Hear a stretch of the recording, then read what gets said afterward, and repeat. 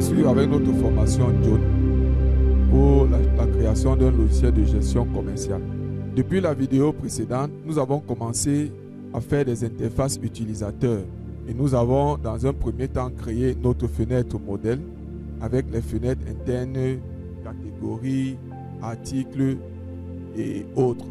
Maintenant, nous avons créé la fenêtre catégorie que voici. Dans le premier plan, nous avons placé ce champ fenêtre interne qui appelle la fenêtre interne catégorie. Et ici en haut, on a mis le titre de la fenêtre, un champ de recherche avec son bouton.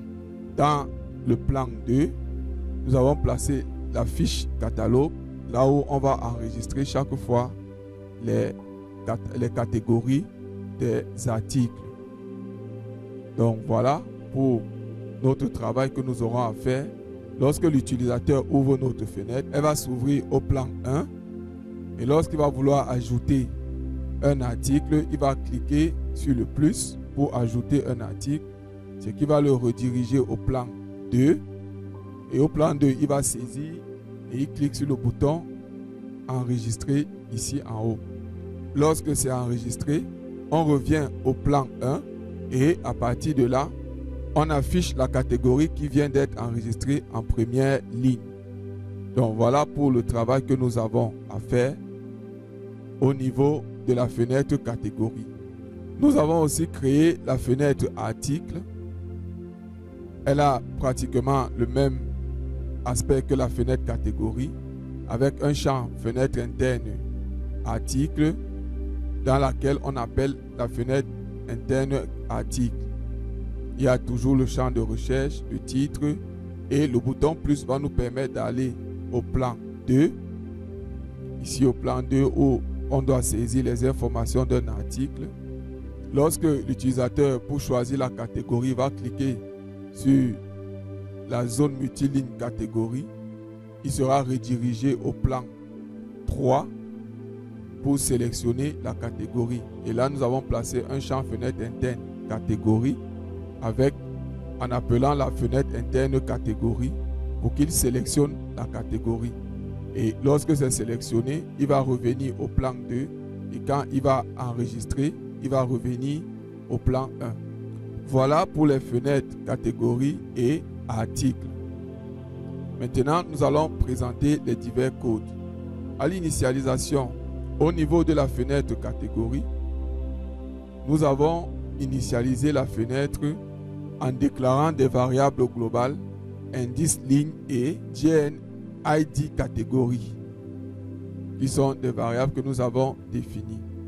Lorsque l'utilisateur veut rechercher une catégorie, il va saisir les informations de la catégorie qu'il veut rechercher. Vraiment, ce ne sera pas forcément tout le libellé de la catégorie, parce que notre recherche est sur la base de contient. Donc, il va cliquer sur le bouton recherche.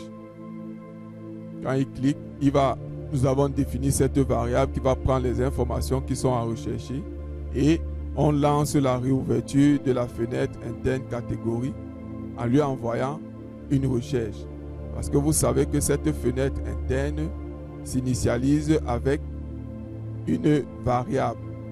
Lorsqu'on lui envoie une variable de recherche, alors il va ouvrir ici et c'est ici qu'il va lancer la recherche.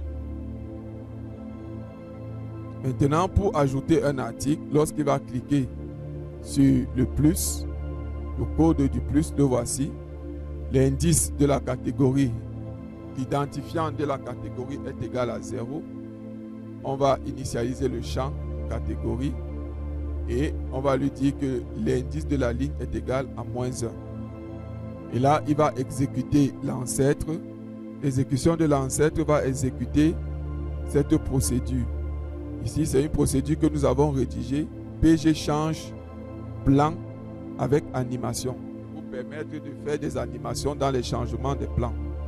Donc, on va cliquer là. Voici le code de PG change animation, change plan avec animation. On lui donne l'indice du plan. Si l'indice du plan est inférieur ou supérieur au plan précédent, alors il va faire cette animation. Et si c'est l'autre cas, il va faire cette animation. Ce qui fait que le changement de plan de nos fenêtres seront animés. Il va donc exécuter ce changement de plan ici en exécutant cet ancêtre. Ainsi, il va donc aller au plan 2. Et dans le plan 2, il y a donc ce champ de catégorie dont voilà le code que nous avons mis à l'intérieur pour qu'il enlève les espaces qui pourraient se former après 1. Et lorsqu'il a fini la saisie, il va donc cliquer sur le bouton enregistrer. Donc voici le code. Il y a une contrainte d'enregistrement, c'est qu'il faut qu'il ait saisi une information dans le champ SAI catégorie. Il va lancer la jauge, la rendre visible. Il définit ici 2 instances de ST catégorie. Il dit donc que l'instance ST catégorie.boutique, c'est la boutique en cours. Le libellé est ici, le libellé est pris ici et le ID catégorie est pris ici. Comme le ID catégorie est égal à 0, alors il n'y aura pas un an. OK, à partir de là, ici là, on lance l'enregistrement avec notre procédure PG enregistre catégorie. Donc voici le code. On l'avait déjà rédigé lorsqu'on rédigeait les codes pour attaquer le web service. Maintenant, on récupère la valeur de retour, c'est toujours un ST catégorie. Si l'identifiant de ce ST retour est égal à 0, alors l'enregistrement ne s'est pas bien passé, on dit échec de l'enregistrement. Mais dans le cas contraire, on lui dit qu'on a bien enregistré et on appelle la procédure PLZR ajoute ligne de la fenêtre interne catégorie. Parce que dans la fenêtre interne catégorie, on a défini cette procédure que voici. C'est elle ici. Et cette procédure, tout ce qu'elle a à faire, c'est ceci. Selon l'indice qu'on lui envoie, si on lui envoie l'indice -1, il sait qu'il doit ajouter une nouvelle ligne. Il doit insérer une ligne. Si on lui envoie l'indice 0, il sait qu'il doit ajouter une nouvelle ligne. Mais si on lui envoie un indice différent de 0 et de -1, alors dans ce cas-là, il va juste faire une modification de ligne. Donc c'est ce que nous avons fait ici. On appelle donc cette procédure pour que, en lui donnant l'indice -1, parce que quand on a cliqué sur le bouton ajouter, on lui a donné l'indice -1. Il va insérer une nouvelle ligne. OK. On initialise le champ, on ferme la jauge et on appelle l'ancêtre. L'ancêtre va nous permettre donc de revenir au plan 1 avec une animation. Donc voilà pour le code du bouton enregistrer. Lorsqu'on veut modifier une catégorie, nous allons donc aller dans la fenêtre interne catégorie et dans la zone répétée, nous avons écrit le code suivant. Selon la fenêtre qui appelle la zone répétée, il y a un code que nous avons placé. C'est pourquoi nous disons, on récupère déjà le libellé et le ID. Nous sommes encore sur la fenêtre catégorie que voici. Donc, si c'est la fenêtre catégorie qui appelle cette fenêtre interne, alors dans ce cas, on va donc dire que fenêtre catégorie, c'est-à-dire la fenêtre catégorie qui appelle, SAI catégorie va prendre le libellé. Le ID catégorie que nous avons défini dans la fenêtre catégorie va prendre l'identifiant. Et on récupère également l'indice de la ligne. On change de plan.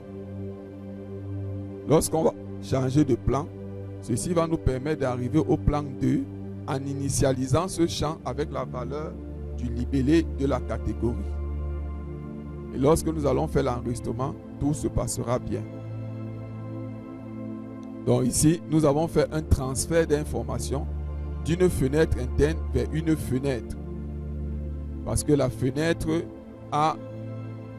s'est chargée avec la fenêtre interne.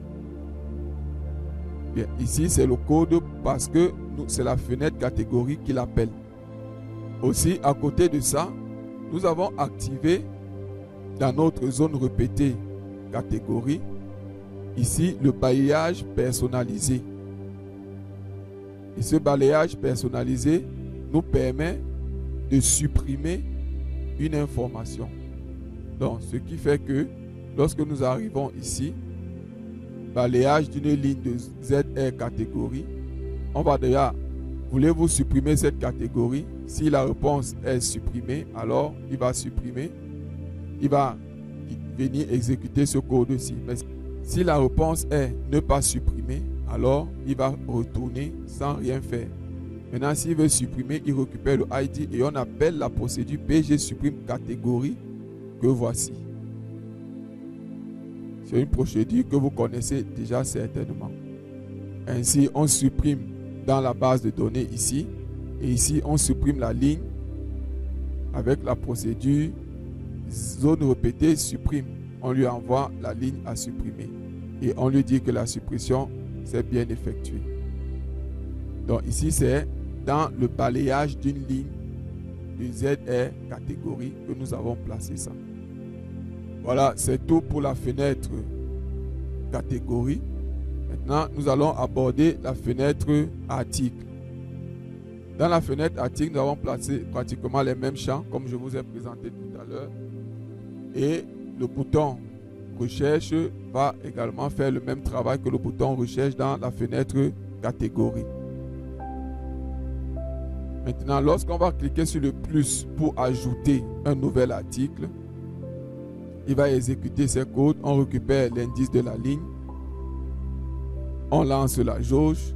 On vide les champs et on charge la fenêtre. Dans le champ fenêtre interne catégorie, on charge la fenêtre interne catégorie. On rend la jauge invisible et on appelle l'ancêtre qui va nous permettre de changer de plan avec une animation. Le plan étant changé, nous avons disposé tous nos champs. Quand nous cliquons sur la zone multiligne catégorie, voici son code. Il nous fait seulement changer de plan. Et lorsqu'on change de plan, on arrive ici.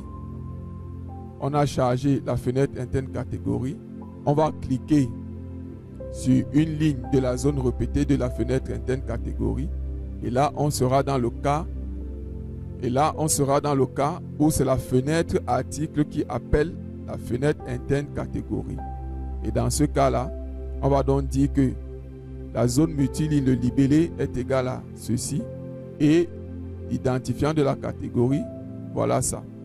Parce que dans cette zone multiligne ici, dans la zone multiligne, on a le libellé et on a l'identifiant ici qui est invisible. Le libellé et l'identifiant. Ici donc, nous allons dire que le libellé est égal à ceci et l'identifiant, le voici. On change de plan, ce qui nous permet de revenir au plan 2 dans cette fenêtre. Quand on revient donc au plan 2, on revient ici, toutes les informations étant saisies, on va cliquer sur le bouton valider. On exécute cette contrainte d'enregistrement. Il faut que le nom soit saisi, il faut que le prix de vente soit saisi, le prix d'achat aussi. Il faut qu'on ait saisi le seuil et le code barre. On va ajouter ici la référence. Il faut qu'on ait saisi aussi la référence. Maintenant, si le libellé ID est égal à 0, on lui demande de sélectionner une catégorie parce que chaque produit ou chaque article doit être dans une catégorie. Ici, on lance la jauge, on définit ses instances ici et on commence à charger les instances. À l'initialisation de la fenêtre catégorie, on a défini ces deux variables-ci. GST article et GN indice ligne. Bien. Lorsque on veut enregistrer, le ST article sera égal d'abord à GST article que voici. Cette ligne-ci est très importante dans le cas d'une modification. Ne manquez pas de la placer. Vous verrez l'importance quand nous allons parler de la modification. On met la référence. La désignation, c'est le nom de l'article, le prix d'achat, le prix de vente, le stock actuel, le seuil d'alerte le code barre, ID catégorie et la boutique. Lorsque cela est fait, on lance l'enregistrement de l'article par la procédure PG enregistre article. Donc, voici le code. On récupère les informations enregistrées. On vérifie si le ID indice est égal à 0, c'est qu'on n'a pas bien enregistré l'échec. Il y a échec d'enregistrement. Mais dans le cas contraire, on va dire enregistrement effectué avec succès. Ici, on lance la procédure PLZR ajoute ligne de FI article. Ici, on va lui envoyer GN indice ligne à -1 lorsque on veut faire une nouvelle insertion, ou alors à différent de 0 et de -1 lorsqu'on veut faire une nouvelle insertion. Et ici, PL ajoute ligne, voici son code. C'est en fait, lorsque vous ouvrez la fenêtre interne PL remplit article, voici le code et on a ajouté PLZR ajoute ligne, donc voici le code.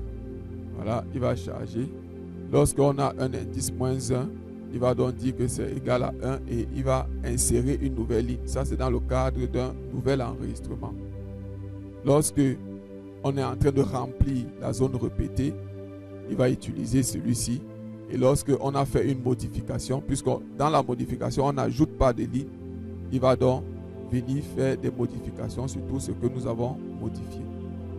Et chaque fois, il va gérer la jauge. Donc voilà, pour le code, on vide les champs avec la procédure PL vide champ. Donc voici le code. On ferme la jauge et on appelle l'ancêtre qui va nous permettre de retourner au plan 1. Ok, voilà pour l'enregistrement d'un article. Maintenant, lorsque nous sommes ici et que nous voulons modifier un article, on va donc sélectionner une ligne dans la fenêtre interne article. Donc ici, on sélectionne une ligne et là, lorsqu'on sélectionne une ligne, on arrive ici. On dit donc que si c'est la fenêtre article qui appelle la fenêtre interne article, alors on récupère, on définit cette instance d'article, NID article, le voici, il est pris ici. Et le ST article est pris à partir de la procédure PGST article que voici. Donc voici le code. Vous connaissez certainement déjà cette procédure. Maintenant ici, comme c'est la fenêtre interne article qui appelle, on va donc dire que le GST article que nous avons défini dans la fenêtre article est égal à ST article. L'indice, c'est l'indice de la ligne sélectionnée. On appelle dans la fenêtre article la procédure PL remplit champ article qui va se permettre de charger tous les champs des valeurs de l'article sélectionné. À telle enseigne que si vous voulez modifier, la modification se fera vraiment sans gêne. Et ici, on change de plan. Donc voilà le code. Et n'oubliez pas le code de la procédure PL remplit article qui récupère, qui charge les valeurs dans les champs à partir de cette instance d'article. Et là, lorsqu'on a tout cliqué, il va changer de plan. On revient donc au plan 2. On apporte les modifications. On clique encore sur enregistrer. Maintenant, lorsque nous voulons supprimer un article, nous avons activé aussi à ce niveau le balayage personnalisé. Donc, il suffit de balayer pour pouvoir appliquer la suppression. Et le code est le suivant. Voulez-vous supprimer cet article? Ici, on supprime dans la base de données avec la procédure PG supprime article. Donc, voici le code. Et ici, on supprime dans la zone répétée. OK. Nous allons donc tester tout ceci pour que vous voyez comment cela fonctionne.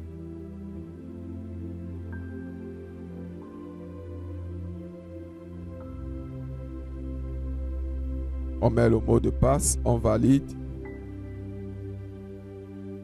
L'application s'ouvre. On va ouvrir les catégories.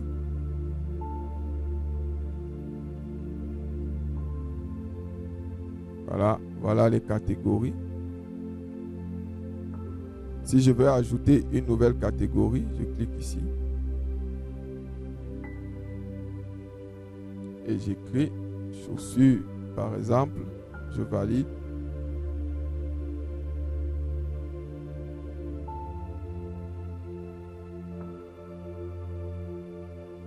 OK. Voici ça. Donc, lorsque je vais sélectionner ici, il va dans la modification.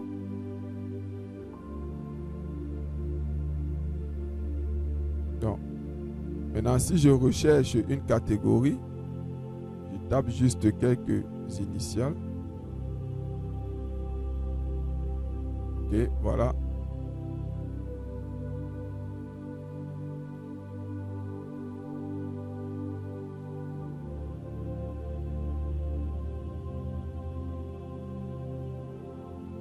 OK, donc vous voyez.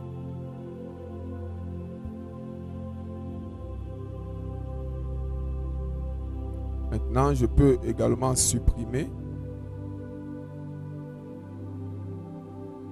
en allant juste à gauche ou à droite, c'est le même code qui va s'exécuter. Là, il m'a dit, voulez-vous supprimer cette catégorie? Si j'ai dit oui, supprimer, voilà, il a supprimé. Voilà, ça n'existe plus. Donc voilà pour les catégories. OK, maintenant allons-y pour les articles.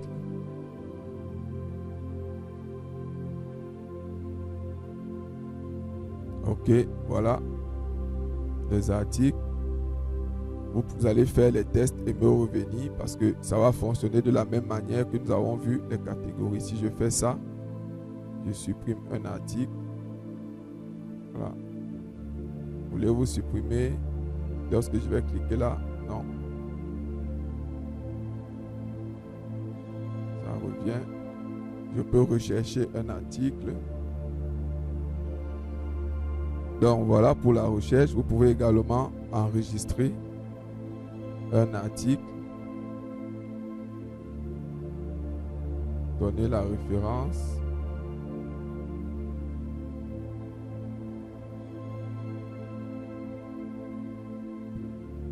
Le prix d'achat, le prix de vente, la quantité en stock.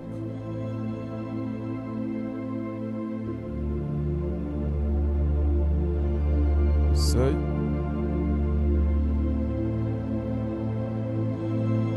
Code barre.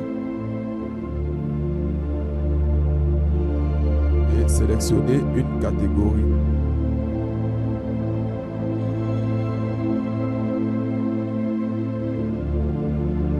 OK. Là, on valide. Voilà, la ligne qui a été enregistrée.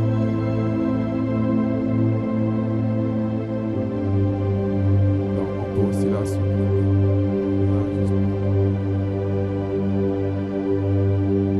OK.